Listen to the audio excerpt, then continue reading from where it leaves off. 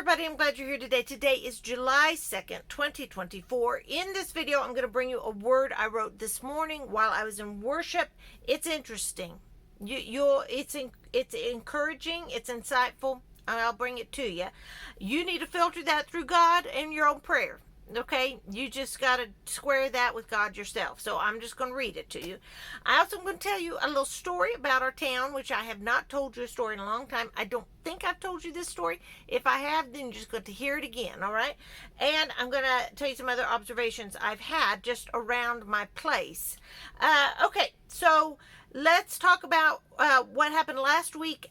There was a debate of what America's two best people in the whole nation to put forward to run our country. I'm speaking sarcastically, but yeah, we saw them on stage together. I'm not going to go into the politics or my opinion about all that, although I'd say we are in deep, deep trouble. And we are in, your family, my family, we are in danger. That's crystal clear to me now. I thought it before, but after I watched just 5 minutes of that and I turned it off, I was like, oh, it's crystal clear to me now. All right? We are in danger because as one of the candidates said, not the one that's president now, the other one that's running against him, said, we are on the cusp of World War III. All right, we are, and this guy over here, the one that's president, is leading us into it. All right, so that confirms everything, all my dreams, all my family's dreams, visions, all of that the Lord has given us. That one statement, because that man has contacts. That man is networked with people around the world. He should know. He should know. All right, so that was a dawning a dawning, although I had already concluded that, as I have said. So because of that, I get ready. All right, I do the best I can based on what the Lord tells me. I just ask the Lord every day, what do I do? The other day he said, buy some chicks. I did. Then he's like, plant a garden. I did. And you know, those things are not new to me. Those are my life. So those are things you need to ask the Lord yourself. You need to ask the Lord and take some time with him and listen. Take the time to listen to him and ask, what should I be doing now? And y'all, it may be you need to find another job, or you need to move, or you need to go hug your son, or whatever it might be. I don't know what the Lord will reveal to you, but I do know when you speak to the Lord in prayer and spend time with him in worship, he interacts with you wholeheartedly. I know, I believe that. I've experienced it. I know other people have too.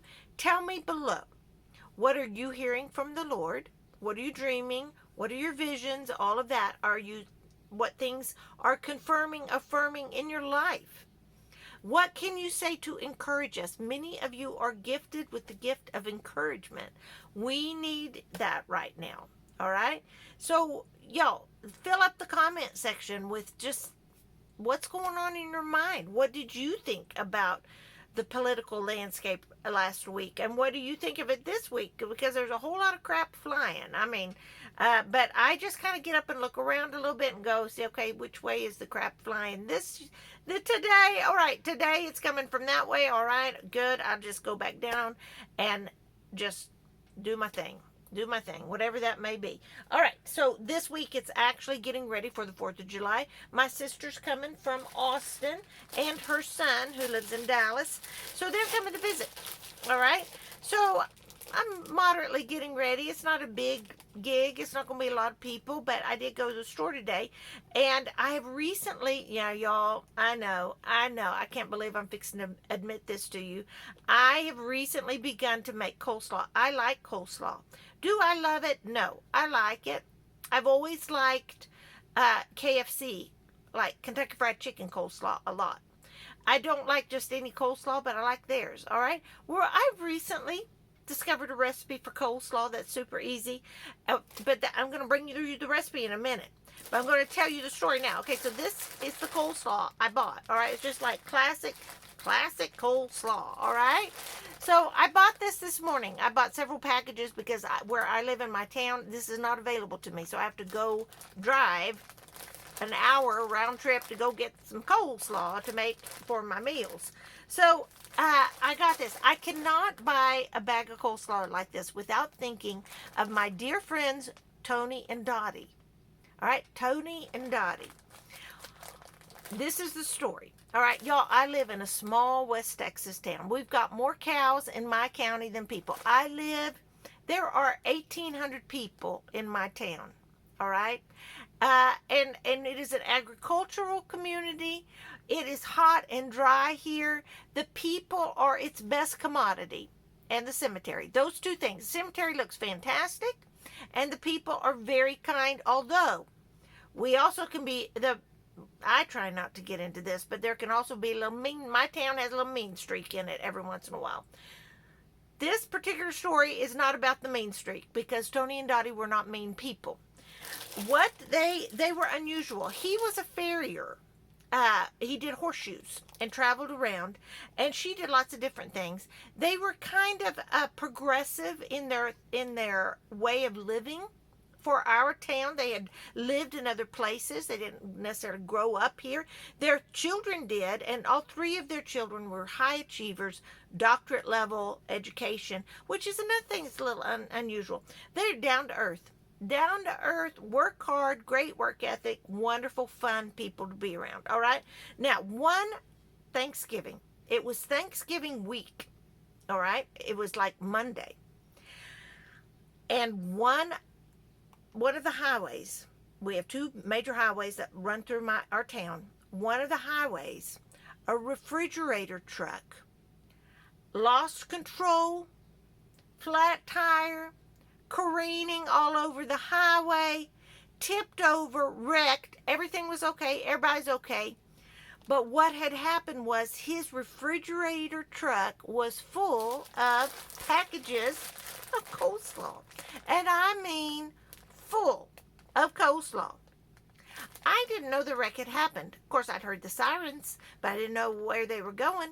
But, because we hardly ever hear sirens around here, so when we do, we're like, oh, I wonder who's going out on call.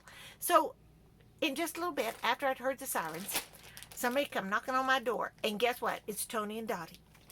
And they said, hurry, get every bag you can. There is a crap ton of coleslaw spread all over the highway over here by the elevator. Get what you can while you can. It's good. The driver said he can't use it for nothing. He can't deliver it anymore because it came out of the truck and spewed all over the highway. They said, but it's perfectly good. It's still cold. It's great. Come get the coleslaw. So I was like, okay. They said, call everyone you know. So we lived in the parsonage then because my husband was the preacher at the Church of Christ. And so here we go. I went over and I called the Baptist church people. We called Methodist church people. We let everybody, all the churches know. Go get the coleslaw. Tony and Dottie literally loaded up the back of their pickup truck with packages of coleslaw. Every church member that could in town, every Christian went out to that because you're like, Thanksgiving is coming. We're going to be eating coleslaw at Thanksgiving. So they were picking up the coleslaw. We were like, hey, you need to let your church members know. Fill up your church refrigerators. Our church refrigerator, I can't talk about the Baptist, Methodist, Catholics. I don't know about them. Ours was filled from the bottom to the top with packages of coleslaw. And when we had church on Wednesday night, which is the day before Thanksgiving, we said, take all the coleslaw you want, y'all. It's free. The wreck on the highway, which everybody heard about by then, that guy, the truck driver, said, just pick it up. It's good. And we all had a Thanksgiving full of coleslaw. Every time I see a package like this, I think about Tony and Dottie. Fabulous people. I love them. Dottie's no longer with us. Tony doesn't live here anymore. But, y'all, that's stinking funny story. I couldn't make that story up, y'all. It's the coleslaw story. So, I'm going to leave that story with you. I'm going to move to the next story I'm going to tell you. Okay? This isn't about our town, but it is about what is in the pasture next to me. All right. Now, I live on the edge of town, the last street in town. When I look out my window, I'm looking at great miles and miles and miles and miles of nothingness. No trees, no nothing, just prairie. All right. Think Little House, like Laura Ingalls Wilder, covered wagon. That's what I'm looking at outside my kitchen window when I'm washing dishes. Okay. And I love it. I love it. Well, there are cows. There's a herd of cattle across from us, and they've been dropping calves. The cows have been dropping little baby calves. Oh my goodness. If you haven't ever seen little calves romp and play in the field, it's precious. Well, the other day, I was watching this mama cow. I was washing dishes, y'all. I wasn't just standing there watching. I don't have time for that. Who does? So anyway, I was looking at, and there was a mama and a little baby calf, and the baby was new. I don't know if it'd been born. It was probably born, I don't know, within the last 24 or 48 hours. It was little. So they're standing together, and there's a shed in the middle of this prairie with a fence. And the mama cow just walked a little ways. I was watching her. She walked a little ways, turned the corner, and she was out of the eyesight of that calf. And I saw her. She stopped, and her head turned around, and she could see the calf from around the corner, but the calf couldn't see her.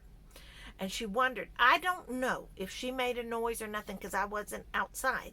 But here in a little bit, that little baby calf on its wobbly little legs started walking, and then turned the corner and walked and saddled up right up beside its mama. And just stood there. Then the mama walked, and the little baby calf walked right beside her on down into the draw and across the pasture. All right, so I got to watch that. And I thought, wow, that mama is teaching that baby, you better walk beside me until you're big enough to handle it, till you're big enough to handle this world. Stay with me. She's a good mama. Oh my goodness. So I got to watch that. All right, leave that story. Here's the next story I'm going to tell you. When my son was little, like a little boy, like 4 and 5 years old, he decided to grow zinnias in just a little sliver of dirt by our back porch. Okay. Well, when I say zinnias aren't hard to grow. You can just spread, they just grow, all right? Then, they're hardy. I like a zinnia. I don't love them, but I like them all right. Well, for 2 years, he grew the most beautiful Goliath, robust, round, red, blood red zinnias. They were all red. And he became known at church for his zinnias because he'd take some to the women at church to be nice. All right, so every once in a while, I'll plant zinnia. He doesn't do nothing like that now. Oh, my word, no. I mean, he's off doing his thing. He's 19, doing his thing. But every once in a while, I'll plant a little patch of zinnias. Well, this year I decided to do that because I thought, well, I'm going to need some color in my life come fall. I don't know where the world's going to be. We're careening towards World War III. I think I want some flowers to look at. And so I went ahead and bought a little package of zinnias, went down to the Dollar General, asked Delenn, I said, where are the seeds? And she said, oh, I just put them in that box over there because nobody was buying them. And so I got this box down off the shelf, digging through the seed box, found some zinnias. I thought, well, heck, for 50 cents, I'll plant some zinnias. So I told my mom, I said, Mama, I planted some zinnias. And she's like, well, let me give you these seeds. And she gave me a Glad bag, a little plastic bag of zinnia seeds, like zinnia petals, not seeds. They were petals, and the bloom, the whole flower was in there. And she said, I don't know if these will grow or not. But a couple of years ago, we planted zinnias. You remember that? Yeah, it was like 2020. We planted zinnias. I said, yeah. And she said, I loved this color. And you brought me this zinnia, and I kept it and dried it, and I've kept the seeds for the last 4 years. So she said, would you mind planting these and see if they'll grow? I don't know if they'll grow or not. I said, you bet. So I planted her zinnia seeds, and she likes the purple. They're real, it's a real dark purple. And so I've been watching, and I just kind of, Like I didn't know what I was doing, but I just kind of crumpled up and like spread it around, covered up with dirt. And we've had some good rain, so all of it's been good. And I'm like, I told her the other day, I said, Mama, your zinnias aren't coming up. And she said, oh, don't worry about it. I don't care. Nothing doesn't matter to me. Today, I went out and checked to see if her zinnias were coming up because I hadn't looked in a few days. And sure enough, there are little bitty sprouts coming up of her purple zinnias. I'm curious to see if it'll work or not. I'm so excited. I hope they make, I'm not even going to tell her they're coming up. And then when they bloom, I'm going to take her one. That's my plan. So, y'all, I say all of those things. And I tell you all of these things because to me, these are beautiful things of God. All of those things, Tony and Dottie, are beautiful people of God that God made. So unique, so fun, so funny. And that cow and calf, how did that cow know? How did that cat? God just made that be. And the same with the zinnia and the seeds, even the relationship, the memories of my son when he was little. My mom is still with me, and I'm still having a great time with her. That's from God. All right, that's from God. And I'm going to say, what blessings are you experiencing that God is giving you? Put it in the comment section, okay? But that's not really what this video is about, although I want to read what that is. Now then, y'all, I'm going to read you this word I wrote in my journal. And all of the crap that's flying, all of the stuff we're dodging, trying not to get it on us.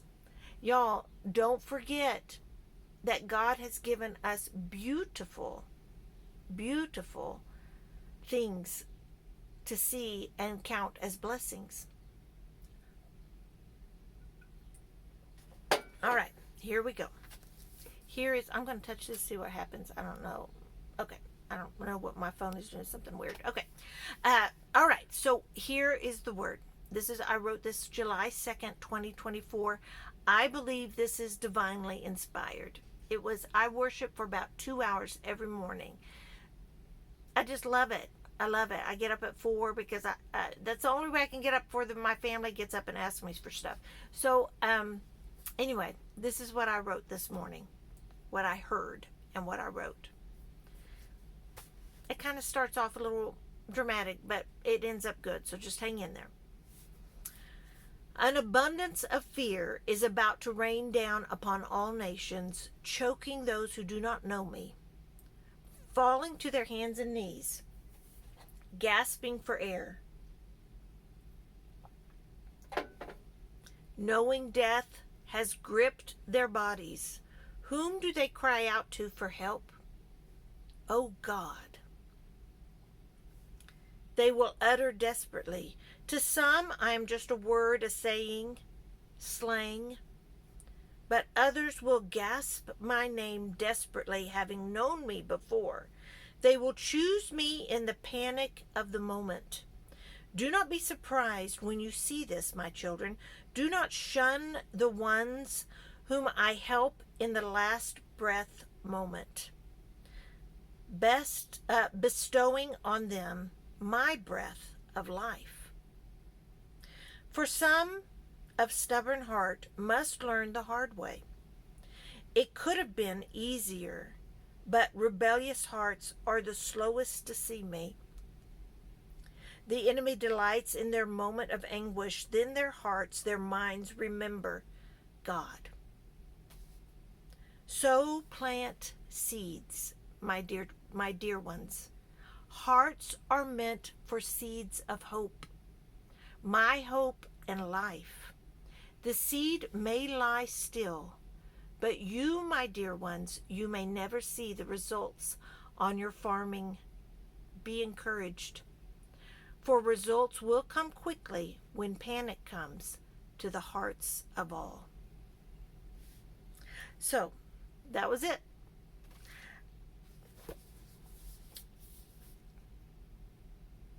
I love when God uses agriculture to teach us things, and many of the parables are agricultural. I love that. I mean, I savvy that. I understand that. I watch. That's my life. That's my cycle of life. We don't farm as a family. I mean, my husband's been a farmhand before, so I mean, we understand that cycle and that lifestyle, and we love it. We love being close to our food source. And when you look at the way our Lord uses it to teach us concepts about Himself, be encouraged. You have planted seeds you are not aware of.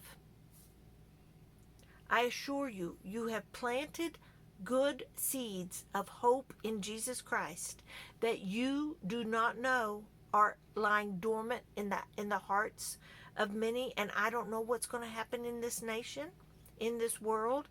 I tend to think my opinion, what I'm feeling led by the Lord, and the Lord is showing us, there's shaking going on, labor pains, and they come and go, and they come in waves, and they leave, and it's going to continue that way, and they're going to get closer and closer together. Know that you matter, and what you say and do, and what you've said and done has made a difference in the hearts of people, because when they're scared and panicked, they're going to remember God. I'm going to leave that with you. You take that to Him and pray. Get close to Jesus. Stay safe, America. This is Gina Lima Charlie. I'm out.